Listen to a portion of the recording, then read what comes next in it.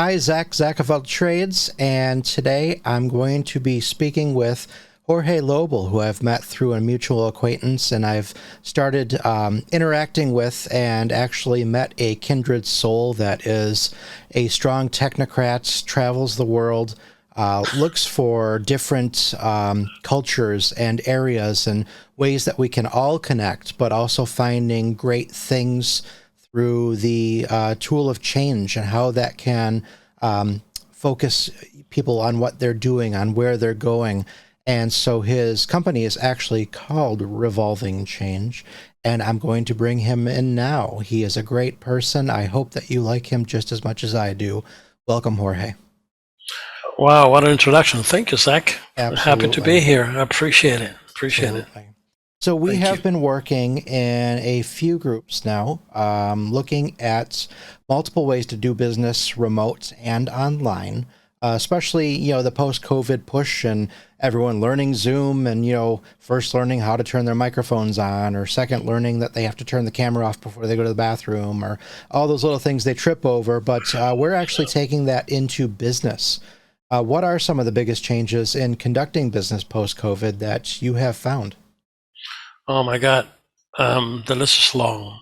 But I think the key is that business has changed so much that for me it has been like a new start from zero. I'm a hands-on man. I've worked in 23 plus countries. I worked in several languages. I've worked around the world, except for Australia.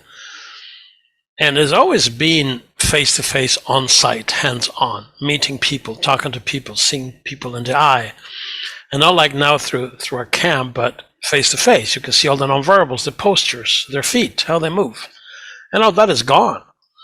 So to me, it was a challenge like, can we engineer change like we did in the past, now and in the future, with the new environments that we have? And that was the first challenge. I was lost. We should have a Zoom call. A Zoom what? A Zoom A Zoom who? I mean, I didn't have a clue what it was all about. I'm a dinosaur. I'm an analog coach and mentor, and I had to become a digital mentor and coach. So that's been a major change. So technology and the barriers of this technology has been the major obstacle. How has that transition and implementation gone? Just in the past year alone, we've seen so many different technologies, apps. I was just discussing with you yesterday how Zoom added, 60 new apps, and we have all new stuff to learn. Have you found that hard to keep up with, or have you found the adaptation and the change has been easier to work through? You used two words which are important: transition and adaptation. I don't think there has been any transition. I think we're just thrown into a frying pan, full blast, and had to swim with the shark. I'm also a scuba diver and a shark diver, so very cool. we had to jump in the water and swim. And here we have issues of culture, of language, of generations. Millennials are now the majority, but the older generations, including mine, although we are slowly disappearing, we've never been digital. We're all analog. Millennials grew up with a mix of analog and digital, and the next generation is digital. When you ask them sometimes, have you seen a cassette? And they say, okay, what? Never seen a cassette. Or rewind the tape. I say, what do you mean by rewinding? So what I'm trying to say is there has been no transition. It has been a very hard switch that we had to go through. It's been brutal. It has been brutal. But on the other hand, I think that, and I consider myself a change expert, transformational change expert in business, it was the best that could have happened to us. And I use the example of switching the driving side of the road. They used to drive on the wrong side, like the UK still does, and then the rest of us drive on the right side of the road. Imagine we would have a transition to change from one side to the other. It would never work. There's a pretty famous picture of Switzerland the day they switched, where everyone was, stuck in the middle of the road. Oh, is it? I need to find that. I didn't know that. Thank you for the hint. So, pop it up in the video. Okay, because change has to be often a switch. Now you do, now you don't.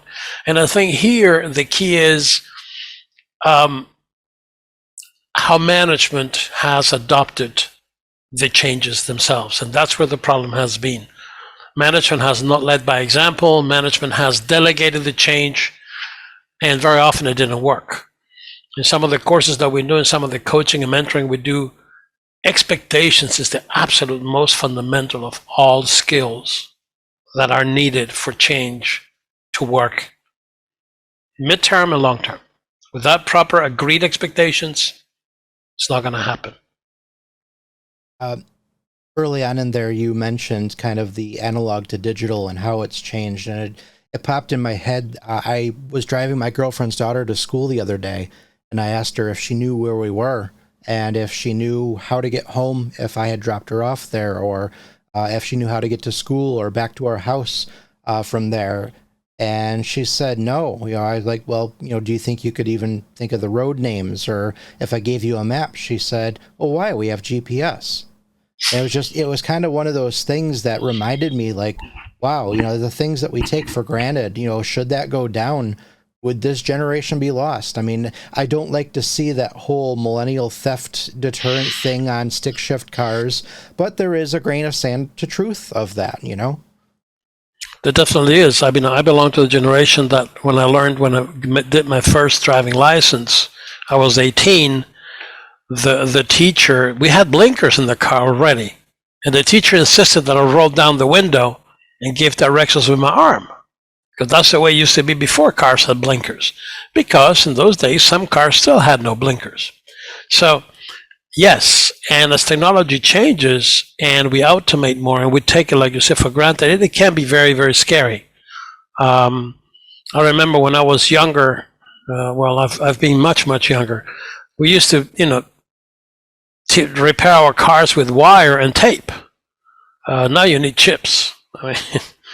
Everything has changed, and it has become more simple. It's going to become more varied, but we are more dependent. There is not that much room to be proactively independent and take action. You depend on, in this case, that technology. I think it's a very good observation, very interesting observation. What other challenges do you find in getting the message out online rather than in person? The relationship to technology is critical. And again, here comes expectations again. When I run, for instance, events, courses, just events, international events, I have a pretty simple set of conditions. One of them is my audience is with a cam on or is not there, period. I will not have people on my audience with a cam off. Yeah, but I'm in a bad place, or I'm at work, or I'm driving. If you're at work, then you shouldn't be in the event. I'd be happy to provide your recording. If you're driving, you can still have the cam on. I'd be happy watching you drive, and make sure you have both hands on the steering wheel. No, there's no excuse. But I think the problem is that these expectations are not set. Why? Because we grew into this new environment unprepared. Of course, nobody was prepared. And there was no, like you said earlier, no transition. It was a switch.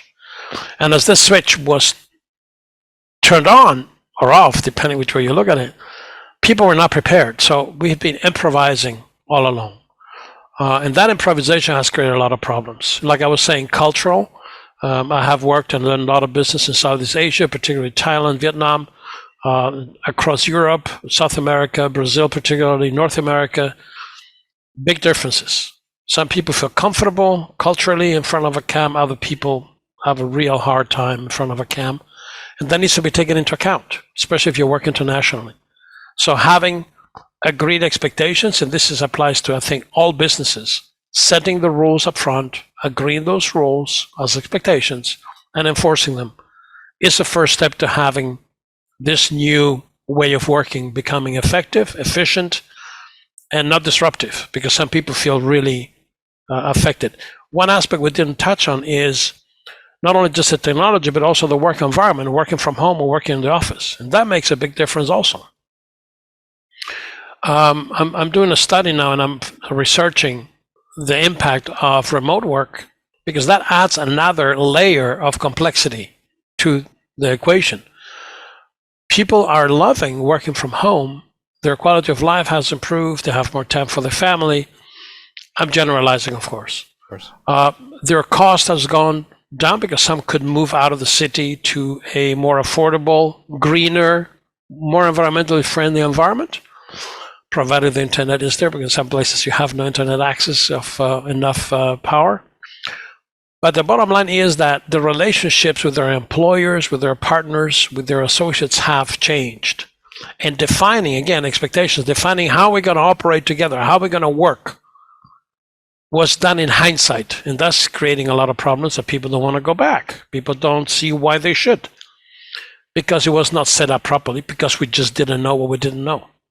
Right, for sure. I mean, I worked in a corporate environment where a lot of the generation before me and before them both felt like they wanted to go back to work because it was the social element, because there was so much that they felt they got more done in the office, where my generation and the generation after me both felt we got a lot more done at home. And we could also do it, with pajama pants on, or, with a fresh bowl of ramen sitting right next to us. And there was just a lot of disconnects between those generations, and wondering how we could help others in that implementation of if we did have to go back remote forcefully, or as people do get that feeling that they should be doing more remote. What kind of implementation can you help people out with? Well, I think, going back to, I'm repeating myself, I think setting up these expectations, now the second time is going to be easier because we have learned from some of the mistakes we've done. But I think having those expectations agreed beforehand, in terms of, I expect you to come to the office twice a week. I expect you to interact with the team twice a week. I'm having different events and different initiatives. Courage to Change is one of them, and I'm leading. Some of the topics you're raising, I'm discussing them, I'm riffing on them, I'm sharing ideas and experiences, and I'm inviting our audience to send us questions that we're going to review live. And I create an environment which I call the e-water cooler, which goes a little bit in the direction of what you're describing. Mm-hmm. A place where, while virtual, we can still meet and just have a chat, have a talk. More informal, more relaxed. We don't need to wear a tie. I sometimes wear a tie and a suit and say I feel comfortable. That used to be my working uniform, business uniform. And sometimes I miss it. But you're right. In the summer, I can sit in my Bermudas and still wear a nice tie and shirt, and people will know I'm wearing Bermudas. Answer your question, how we can help them. I think there's a number of initiatives. One of them is this setup, and this is another project which I'm working on. It's called Kaleidoscope or Dynamic Profiling, which is helping top management setting up the right direction and priorities, and making sure the complete team have their noses pointed in the same direction. That's one thing. The next one is managing expectations and other management skills. I keep hammering expectations because I think expectations are like the foundation on which we build on. But there's a number of skills that need to be worked on, but expectations is the first one. What tools have you utilized that help navigate this new style, as well as help others in managing change and getting more of that remote work or that virtual work for individuals? I think it's more about the how than the technology. Technology is pretty simple when it comes down to it. I mean, funny for a dinosaur to say that, like me. But I think it comes down to the approach we take on how we use the technology more than technology itself. We have three simple levels, three simple steps, which we demystify, we discover, and we unlock the processes and the knowledge and the skills. Demystify means get the basics. Discover means let's get into more detail. Unlock means let's get our hands on it and let's execute and implement.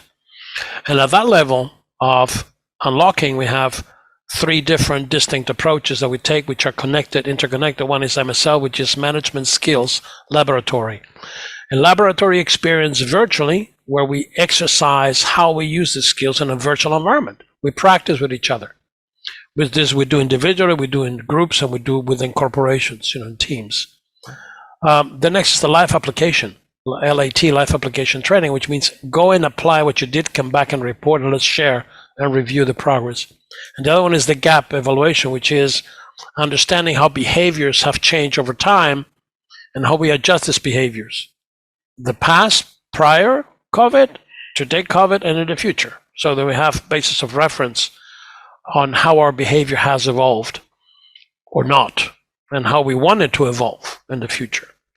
Now, this is the process. In terms of technology, I mean, we share a mentor in Don who teaches, is OpenMIS to OBS's technology, which is what you're using now, which is extremely powerful. Before that, Zoom, of course, StreamYard, I'm trying to think, and TeamViewer. Those are, I think, all the technologies that I would limit myself to put forward that I have used and we are still using. StreamYard, great when you have a small group, when you are interacting, when you're doing a podcast or a video cast. For larger groups, OBS, of course, Zoom throughout, and for technical issues, TeamViewer is extremely powerful. But that's about it. I think that adding, other people use many more applications, but I think it's muddying the water and making it really complex, which some people like to make it complex because then you become dependent on them. I like your approach. You take, you apply the technology that you think is necessary. One of the things which I like of what you do, if I may interject on that, because it applies to what you were asking, is we need services like the ones you were indicating, you mentioned to me yesterday, where people work on their content and learning to use this technology and using it and applying it properly is not their core business. It's not their core expertise. And it's taking a lot of energy, trial and error, and then you're ready to go with, let's say, with a new presentation for a new product launch, and then you have a technical issue which has nothing to do with your product launch or your technology. So having a service that will take over this, which is something you're working on, I think that's an extremely, extremely interesting proposition, extremely valuable. And I have found that a number of these applications are they're developed with almost more of that technical background in mind.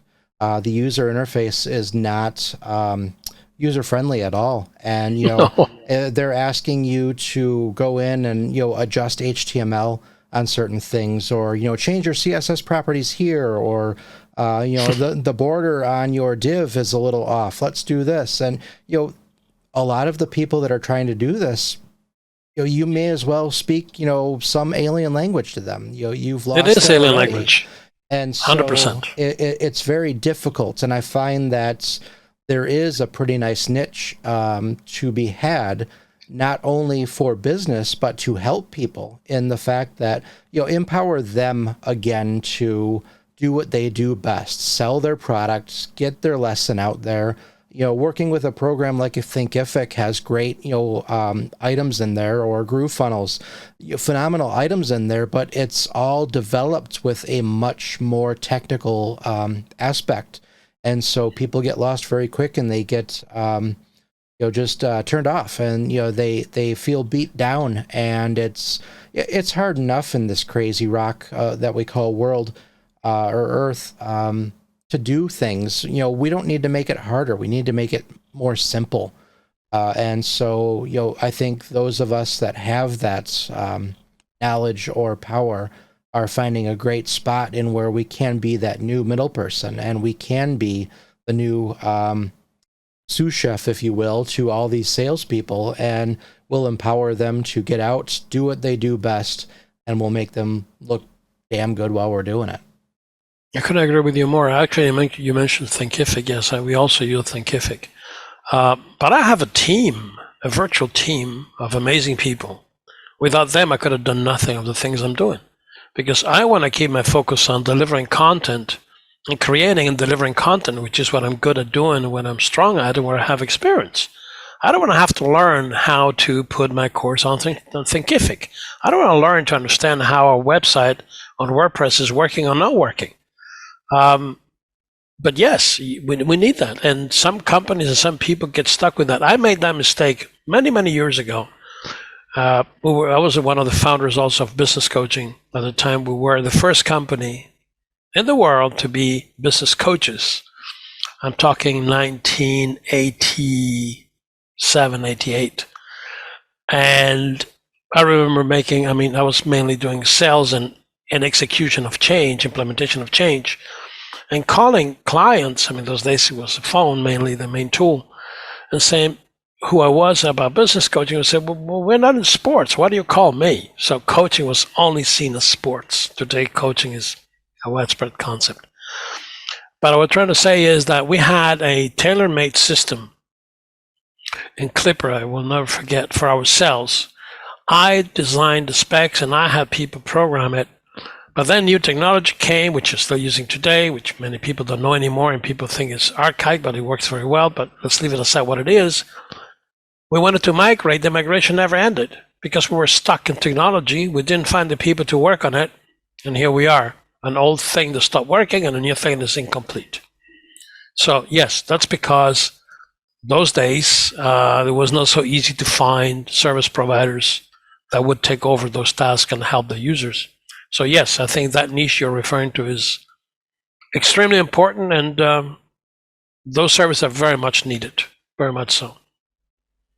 So how could your business overcome the challenges or help people overcome the challenges of the new era? And are there certain types of people that would benefit right away from the business that you're going to be launching? Yes, and yes. We are coming from transformational human engineering. That's our trademark. We've been in the engineering of lasting measurable change for decades. And so have my partners and the other mentors, which are in revolving change. And we are expanding, we're adding, there's other experts and leaders that are joining us as we speak. We started B2B, working with large corporations, CEOs, board members. And that's where our initial expertise came from. Although I learned the business in large corporations from the shop floor up. I'm self-made, and I started learning how to supervisor in a cookie factory in Spain, or I was a founder in Saltillo in Mexico, or other places in Germany or the UK. Their issues managing, motivating, leading.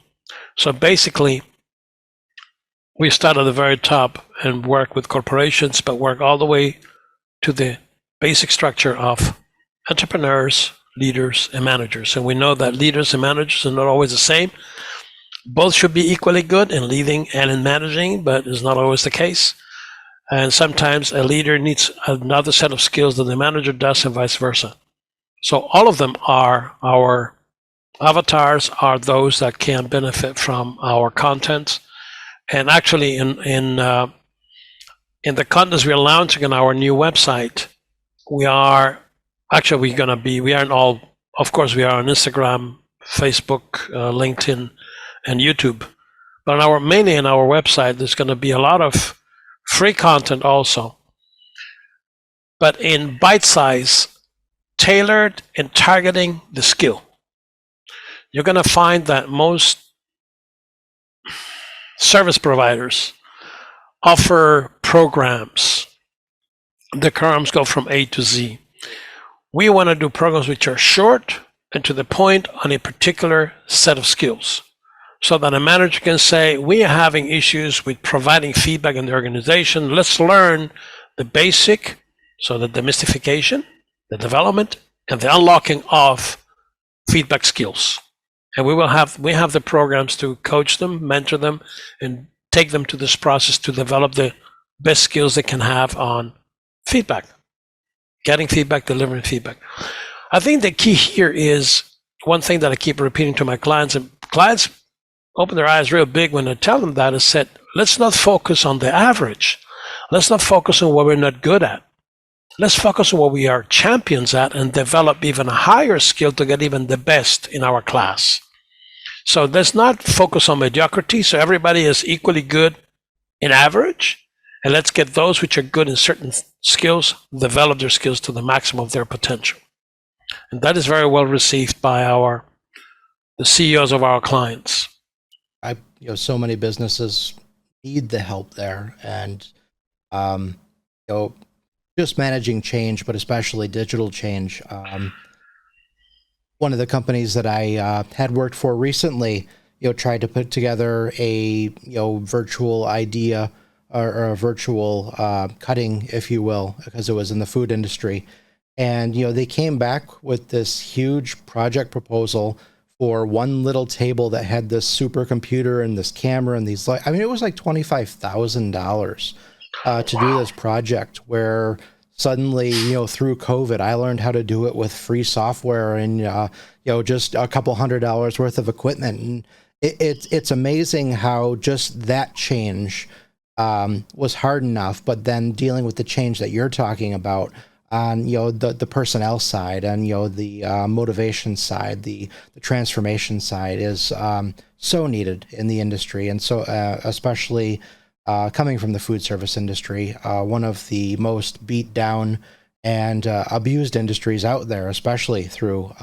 the outbreak. It was very difficult to see, and I'm working with a couple groups to hopefully overcome some of that, but definitely want to keep your name up and out there, because I think people can all benefit, not only from the fact that you're just a absolutely darling, loving man, but because of what you're bringing and because of what you put out into the world. You are putting this great energy out and, putting out the change. And so how could people get a hold of you?